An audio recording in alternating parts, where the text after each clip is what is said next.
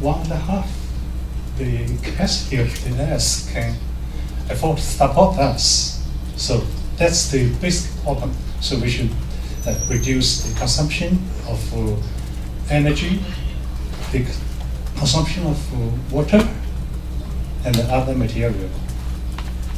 Second,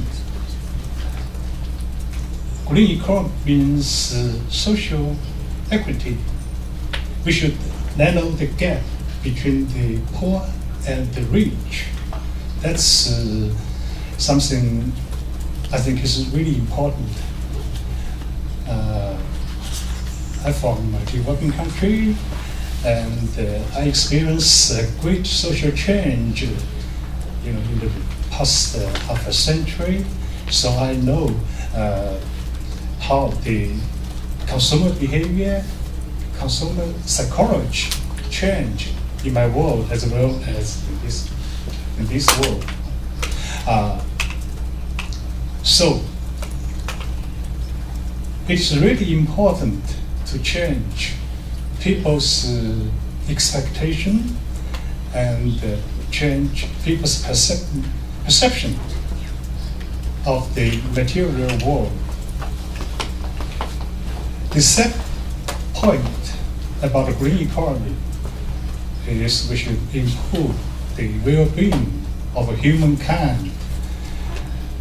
There are many people still live in poverty in this world, and especially in the underdeveloped area. So the ISISMO is doing a great job in the mountainous area of Asia. Is dig out the traditional knowledge of different ethnic groups, and is improving the local economy. I should say, it's greening up the local economy. So, for the sake of saving nature, of saving endangered species, we need a green economy. Let's work together.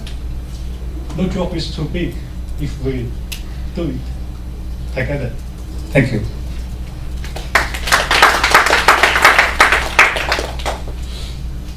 Thank you, Professor Jiang, for actually bringing and highlighting the major ideas of consumerism and people's perception and working together. These are the key messages I think we will be discussing further during the plenary. Now I would like to invite Madam Hasna for your valuable contribution and experience in the whole Chittagong Hill area and Bangladesh itself and the whole subcontinent. Brief, 5 to 7 minutes, thanks. Thank you very much. First of all, I would like to thank the organizers. It is like coming back home when we have India, Nepal, Pakistan and Bangladesh working together. And China. And ISMOD, and now China and Korea. So it is, we should be discussing, often we don't get together in our own backyard, but we in a third country we are together. So I hope this effort will continue. I want to start with the what I have learned from Korea. What is green economy? The lesson I have learned from Korea is first conservation, then development. And this is so badly needed. We don't have development, we don't have urban development or anything. We are at best in a very decaying part of our culture, our civilization. And I want to also congratulate the keynote speaker for bringing out the spiritual past of our common heritage, our shared heritage. And the Vedas are, this is a voice of the past spirits. So we have to, mountains, I think people who live in the mountains will say that there is spiritualism in the mountains, the call of the mountain. So if we do not take care of our mountain, the spirits will be very angry, and we will be further burdened.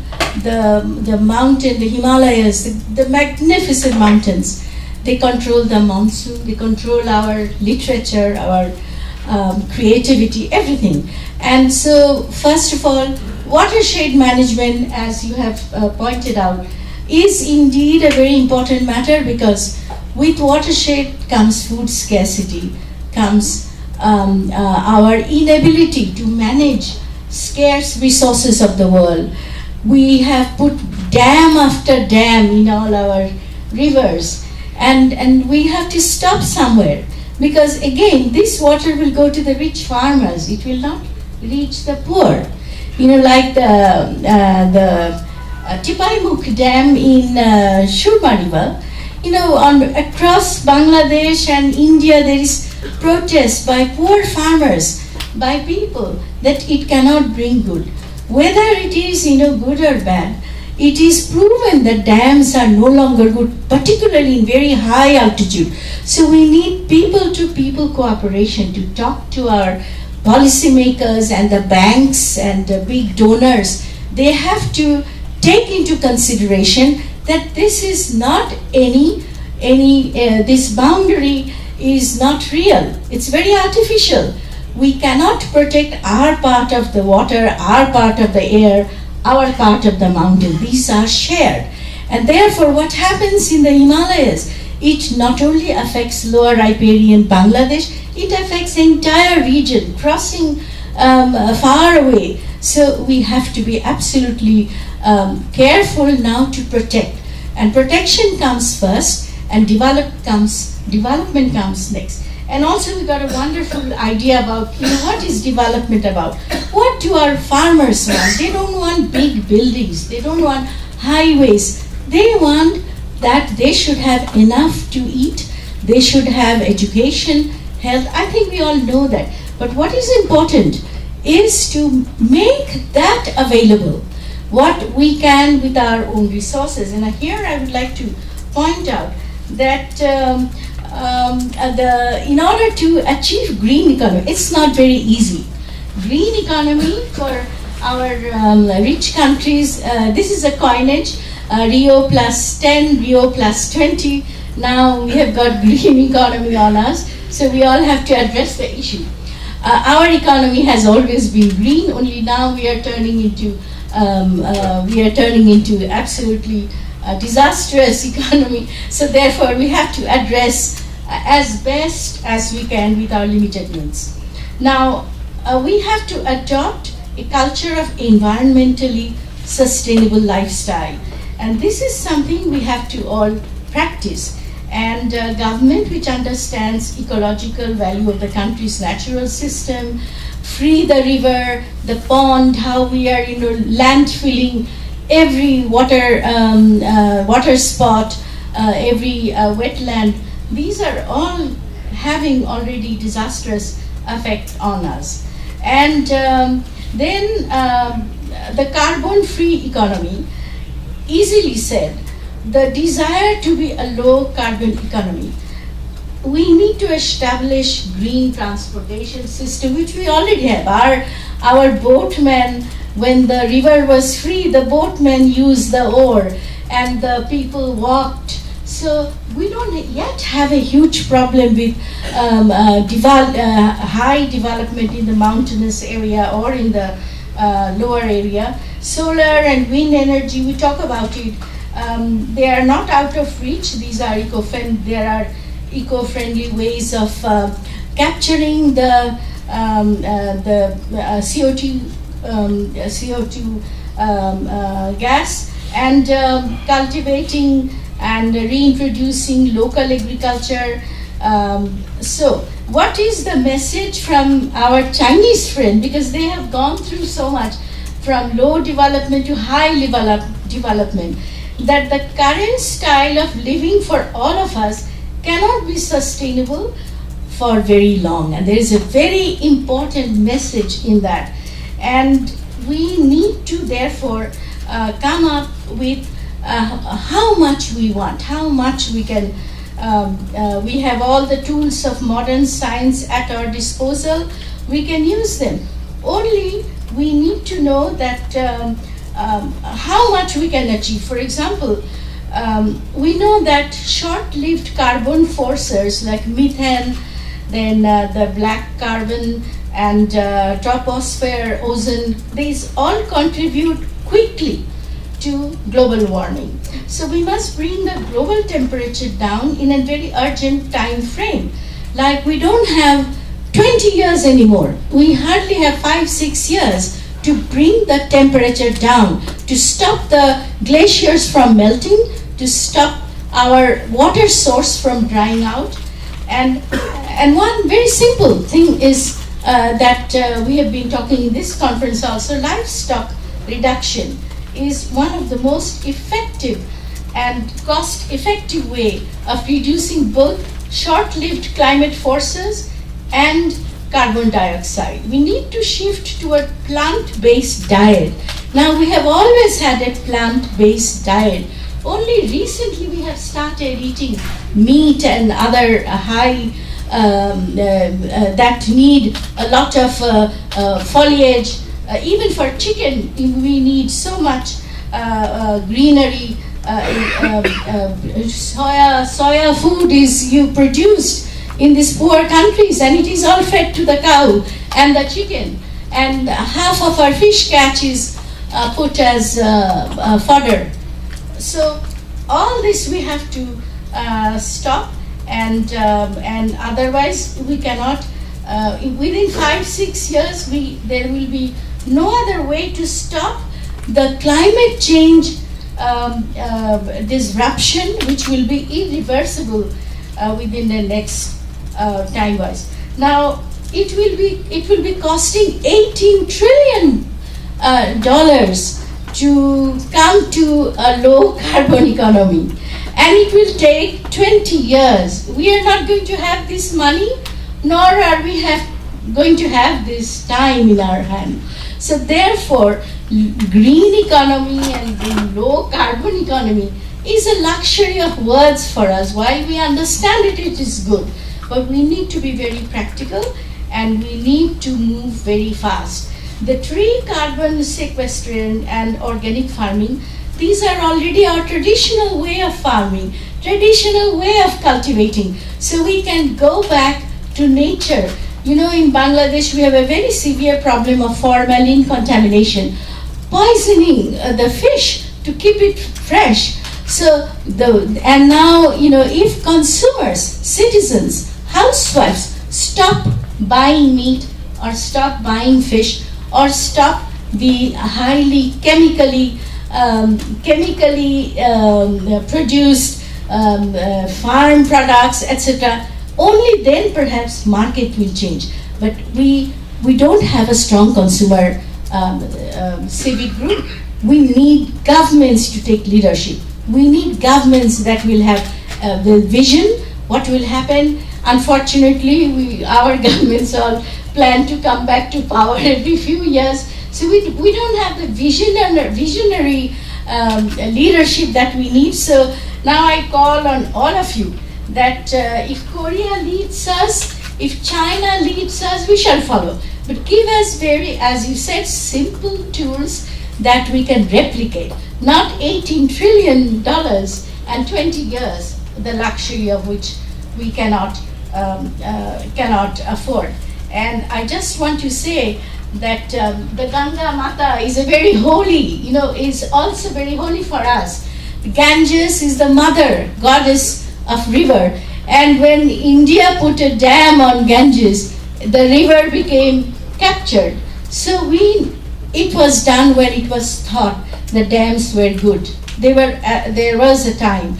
Now we need to come out of it and share. We need, water is very scarce. We need water sharing based on absolutely human consideration.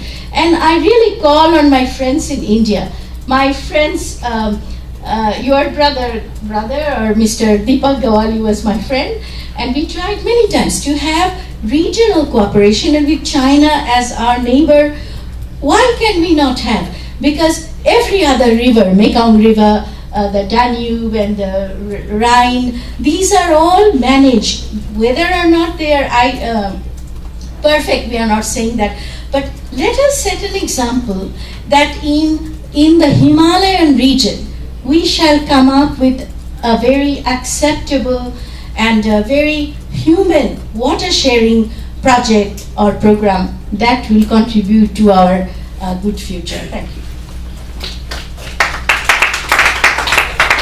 Thank you very much, Madam, for bringing many things and food for thought. I think we will be discussing those now after this, and we will have about 25 minutes for discussion.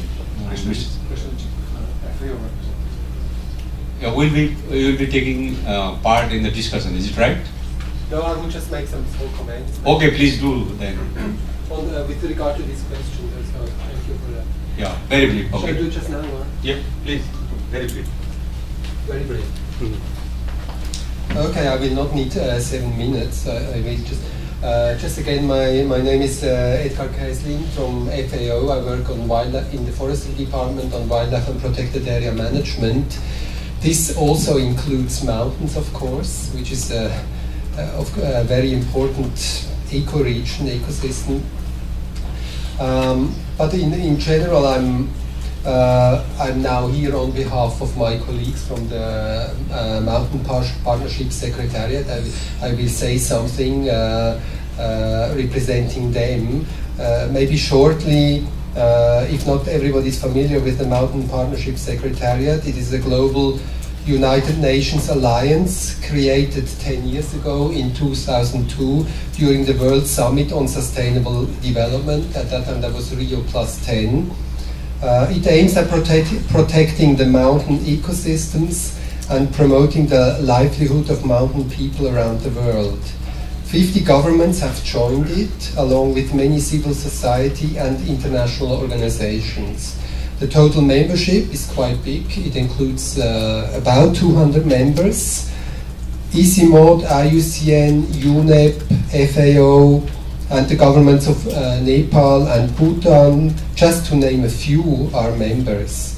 The Mountain Partnership is supported by a small secretariat, as you probably know, hosted by FAO, which operates in close collaboration with regional organizations such as ICIMOD for Asia, CONDESAN for Latin America, and the University of Central Asia for Central Asia. Myself, maybe I've forgotten, I am from Switzerland, from a very mountainous country, so mountains are very dear to my heart. Let me just say a few words now to these questions that have been raised. How to generate more value, what types of nature-based options and solutions are available. Question number 1. The Mountain Partnership has always promoted the strengthening of sustainable mountain agriculture and forestry for the development of the local economy. This is done through a value chain approach that closely engages the mountain communities and promotes, where feasible, the setup of small cooperatives and enterprises. This has entailed the recovering and valorization of traditional techniques, as well as the introduction of innovative sustainable solutions. This is a short answer to that question. Question number 2, what types of policies and governance mechanisms are required? The development of a sound mountain economy is strictly linked to the empowerment of the local administrations, the local communities, and civil society groups. Mountain people are the main steward of their environment, and in most cases have managed it sustainably for centuries. The decentralized government systems and mountain-specific policies have proven to give good results in terms of promoting equitable, pro-poor, and sustainable development. Very centralized government systems, on the other hand, they often tend to favor lowland communities and environments, neglecting the specificity and fragility of the mountain environments. And to the third questions, a rather difficult one, how to engage key stakeholders, a wider range of key stakeholders. This is a challenge for mountain areas, given the lower level of productivity and in general of the population living in mountain areas. it is not easy to attract the attention of public and private institutions and organizations, as we all know. The 3 paragraphs on mountains in the recent Rio Declaration are great tools to support our effort. The services and goods from mountains are increasingly recognized, biodiversity and water in particular. Most mountain communities are already working in a green economy mode. We need to keep supporting them and ensure that central governments include mountains in their development plans, policies and strategy. The Mountain Partnership and its Secretariat are committed to work in that direction. So these are short comments from my colleagues in the room. Now we have to manage time also. We have about 25 minutes for discussion, and then the remark from the chair, and we'll be in time. So shall we start now the discussion, taking questions? And I request the person who will ask question to identify and to direct to whom you are asking the question also. Please. Yeah.